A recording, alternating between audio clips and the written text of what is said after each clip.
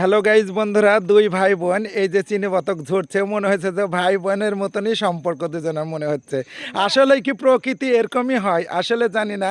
এই যে ফলির বিলে পিকনিকের আয়োজন করছে সীমা, মাসুদ ভাই, আমি পাপি কুদরত, আরও আমার বোনেরা আছে, ভাইয়েরা আছে, শাকওয়াত মামা, আমিন ভাই আছে।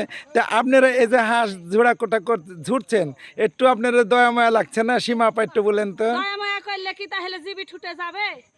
জিবি ঠোঁটেটা কি আপনি দেখলেন, আর কিছু দেখলেন না? আগে তো দেখতে হবে, আগে জিবি ছুট, তারপর বেশি দয়া মায়া।